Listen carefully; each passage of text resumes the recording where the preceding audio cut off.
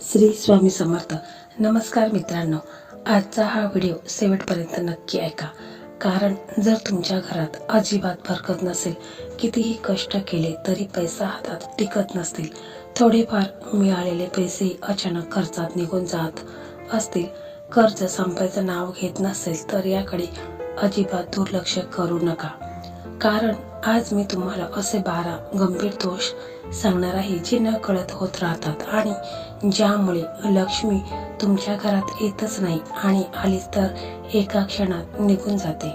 तर आजचा पहिला दोष खूप गंभीर आहे आणि विशेषतः ज्या घरात स्त्री हा दोष करते त्या घरात आयुष्यभर पैशाची चणचण भासत राहते. तो दोष म्हणजे जी स्त्री रात्री झोपताना जेवणानंतर उरलेली अन्न तसेच गॅस शेगडीवर किंवा चुलीवर तसेच ठेवून झोपते, म्हणजेच चुलीवर ओझं ठेवते, अशा घरावर लक्ष्मी कायम नाराज राहते. कारण चूल म्हणजे अन्नपूर्णा मातेचे स्थान आणि गॅस म्हणजे अग्निदेव आणि रात्री उरलेले अन्न तिथे ठेवणे म्हणजे अन्नाला आणि अग्नीचा अपमान असतो. अशा घरात काय होतं माहीत आहे का? कितीही कमाई केली तरी पैसे टिकत नाहीत. घरात सतत कर्ज वाढत जातं, अन्नधान्याची कमतरता जाणवते, स्त्री कितीही कष्टाळू असली तरी तिच्या हातात दारिद्र्यच राहतं आणि आयुष्यात कधीच स्थैर्य राहत नाही. म्हणून रात्री झोपण्यापूर्वी उरलेले अन्न खाली उतरणं, चूल स्वच्छ करणं आणि मनात अन्नपूर्णा मातेची क्षमा मागणे हा अत्यंत महत्त्वाचा उपाय करायचा आहे. त्याचप्रमाणे आता दुसरा दोष ऐका, जो बहुतेक घरात होतो आणि लोक त्याकडे दुर्लक्ष करतात. तर तो दोष म्हणजे रात्री जेवण झाल्यानंतर उष्टी खरकटी भांडी किचन ओट्यावर किंवा सिंकमध्ये तशीच ठेवून झोपून जाणे. मित्रांनो, उष्टी भांडी म्हणजे नकारात्मक ऊर्जेचे केंद्र असतं. जिथे उष्टी भांडी असतात तिथे शनीची वक्र दृष्टी पडते, अन्नपूर्णा माता आणि लक्ष्मी त्या घरातून काढता पाय घेत असते. अशा घरात पैशाची अडचण सतत जाणवते, कामात अडथळे येतात, नोकरीत समस्या निर्माण होतात, व्यवसायात नुकसान होते आणि घरात विनाकारण तणाव वाढतो. म्हणून झोपण्याआधी सगळी भांडी धुवून किचन पूर्ण स्वच्छ ठेवणे आणि सिंक कोरडा पुसून हा लक्ष्मीला प्रसन्न करण्याचा खूप मोठा उपाय आहे. त्याचप्रमाणे आता तिसरा उपाय पाहूया. आता तिसरा दोष जो फार कमी लोक गांभीर्याने घेतात पण याचा परिणाम आयुष्यभर भोगावा लागतो. तो दोष म्हणजे पैसे ठेवण्याची जागा अस्वच्छ ठेवणे.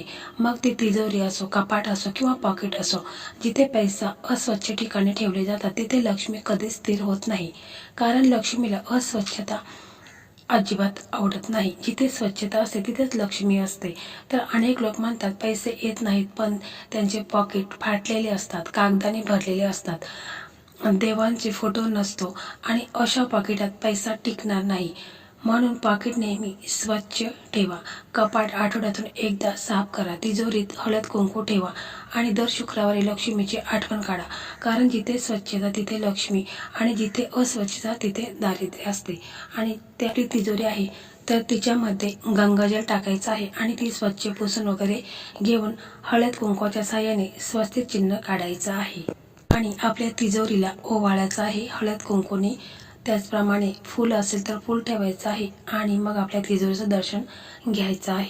त्याचप्रमाणे आता चौथा दोष ऐका. मित्रांनो, हा दोष असा आहे की तो दिसत नाही पण आयुष्यभर माणसाला गरिबीत ढकलतो आणि विशेषतः जी व्यक्ती सूर्योदयापूर्वी उठत नाही ती व्यक्ती कितीही श्रीमंत असली तरी हळूहळू दारिद्र्य होत जाते. कारण सूर्योदय म्हणजे प्रत्यक्ष लक्ष्मीचा प्रवेश काळ असतो आणि जो माणूस त्या वेळेला झोपत असतो तो लक्ष्मीचा अपमान करतो असं शास्त्रात स्पष्ट सांगितलेलं आहे. अनेक लोक म्हणतात आम्ही रात्री उशिरा झोपतो म्हणून सकाळी उठत नाही, पण लक्ष्मीला कारण चालत नाही. जी व्यक्ती सूर्योदयापूर्वी उठून घरात हालचाल करते, देवाला नमस्कार करते, घरात थोडेफार स्वच्छता करते, तिच्या घरात धनधान्याची कमतरता कधीच भासत नाही. आणि म्हणूनच जो माणूस सकाळी उशिरा उठतो त्याच्या आयुष्यात संधी येऊनही निघून जातात, पैसा येऊनही टिकत नाही आणि हळूहळू कर्ज त्याच्या डोक्यावर वाढत जात असतं. याचा उपाय खूप सोपा आहे. तर सूर्योदयापूर्वी किमान 5 मिनिटं जरी उठलात तरी चालेल. त्यावेळेला डोळे उघडून देवाचे नाव घ्या आणि मनात म्हणा, हे लक्ष्मी माते आज माझ्या घरात वास कर. अशा छोट्याशा सवयीने आयुष्यात मोठा बदल घडून येतो. आणि सकाळी उठल्यानंतर आपले दोन्ही हात समोर घ्यायचे आहेत आणि मग हा मंत्र म्हणायचा आहे, करागे वसते लक्ष्मी, करमध्ये सरस्वती, करमुले तू गोविंद प्रभाते, कर दर्शनम. तर अशा प्रकारे तुम्ही आपले हात चोळायचे आहेत आणि आपल्या डोळ्यांना लावायचे आहेत. तर यामुळे देखील लक्ष्मी माता ही आपल्या घरामध्ये प्रवेश करत असते. त्याचप्रमाणे आता 5वा दोष ऐका. हा दोष मंगळवाराशी संबंधित आहे आणि याकडे दुर्लक्ष केलं तर आयुष्यात सतत आर्थिक संघर्ष सुरू राहतो. तो दोष म्हणजे मंगळवारी कुणाकडूनही कर्ज घेणे किंवा कुणाला कर्ज देणे. मंगळवार हा मंगळ ग्रहाचा दिवस आहे आणि मंगळ ग्रह हा कर्जवाद, कोर्ट कचेरी, रक्तसंबंध आणि भांडण याचा कारक मानला जातो. म्हणून मंगळवारी पैसे घेतले किंवा दिले तर ते पैसे परत येत नाहीत किंवा परत मिळालेला खूपच आपल्याला त्रास होतो आणि घरात अचानक खर्च वाढतात. त्यामुळे जुन्या लोकांनी मंगळवारी उधारी बंद ठेवलेली असायची. यामागे फार मोठे शास्त्र आहे. जर चुकून मंगळवारी तुम्ही पैसे घ्यायचे असतील तर ते मीठ किंवा गूळ हातात घेऊन घ्या आणि मनात देवाचे नाव घ्या. पण शक्यतो हा दिवस टाळा, कारण यामुळे लक्ष्मीचा प्रभाव थांबतो. जास्तीत जास्त गरज असेल तरच तुम्ही असा उपाय करा. आता 6वा दोष ऐका, जो विशेषतः स्वयंपाकघराशी संबंधित आहे आणि हा दोष करणाऱ्या घरात कायम तणाव आणि पैशाची अडचण राहते. तो दोष म्हणजे स्वयंपाक झाल्यानंतर गरम तव्यावर किंवा कढईवर पाणी सोडणे. मित्रांनो, हे फार मोठं पाप मानलं जातं, कारण गरम तवा म्हणजे अन्नपूर्णा मातेची ऊर्जा आणि त्यावर पाणी टाकणं म्हणजे त्या ऊर्जेचा अपमान. अशा घरात काय होतं माहीत आहे का? अचानक खर्च वाढतात, घरात शांतता राहत नाही, स्त्रीला मानसिक त्रास होतो आणि पैशाची आवक असूनही घरात पैसा दिसत नाही. म्हणून स्वयंपाक झाल्यानंतर तवा थंड झाल्यावरच तो तुम्ही धुवा किंवा घासा आणि कधीही गरम तव्यावर पाणी टाकू नका. हा एक छोटासा नियम पाळला तरी घरातील नकारात्मकता लगेच बाहेर जात असते. तसेच आता 7वा दोष ऐका. मित्रांनो, हा दोष खूप सूक्ष्म आहे, पण याचा परिणाम खूप खोलवर होतो आणि विशेषतः ज्या घरात स्वयंपाक झाल्यानंतर पहिली भाकरी किंवा पहिली चपाती स्वतः खाल्ली जाते आणि कुणालाही दान दिलं जात नाही, त्या घरात लक्ष्मीचा प्रभाव हळूहळू थांबतो. कारण पहिली भाकरी म्हणजे अन्नपूर्णा मातेचा अंश असतो आणि ती जर गाईला, कुत्र्याला किंवा गरजूंना दिली तर घरात अन्नधान्याची कधीच कमतरता भासत नाही. त्यामुळे पहिली भाकर तुम्ही शक्यतो गाईला खाऊ घालायची आहे. अनेक लोक म्हणतात रोज कसं देणार, पण रोज देणं गरजेचं नाही. किमान तुम्ही आठवड्यातून एकदा जरी दिले तरी त्याचा परिणाम लगेच दिसतो आणि शेवटची भाकरी जरी दिली तरी चालेल, कारण दान केल्याशिवाय लक्ष्मी थांबत नाही, हे लक्षात ठेवा. तसेच 8वा दोष ऐका. तर हा दोष प्रत्येक घराच्या मुख्य दरवाजाशी संबंधित आहे आणि हा दोष असल्यास लक्ष्मी उंबरठ्यापर्यंत येऊनही परत फिरते. तो दोष म्हणजे ज्या दरवाजातून आपण रोज ये जा करतो त्या दरवाजात चप्पल, बूट अस्तव्यस्त टाकणं. उंबरठ्यावर लक्ष्मीची पावलं चिटकवलेली असतात आणि त्यावर वारंवार पाय देणे. अशा घरात काय होतं माहीत आहे का? कितीही प्रयत्न केले तरी पैसा घरात टिकत नाही, कारण दरवाजा म्हणजे लक्ष्मीचा प्रवेश मार्ग आणि तिथे अस्वच्छता असेल तर लक्ष्मी आतच येत नाही. म्हणून चप्पल, बूट बाजूला ठेवा, उंबरठा रोज पुसा आणि संध्याकाळी तिथे दिवा लावा. हा छोटासा उपाय करा. हळद कुंकू लावायचं आहे, उंबरठ्याला हळदीचं लेपन करायचं आहे. फक्त छोटासा उपाय करा बघा, लक्ष्मी तुमच्या घरात आवर्जून येईल. त्याचप्रमाणे आता 9वा दोष ऐका. तर हा दोष घराच्या बाहेरील वातावरणाशी संबंधित आहे आणि याकडे दुर्लक्ष केल्यास घरात सतत अडचणी वाढत जातात.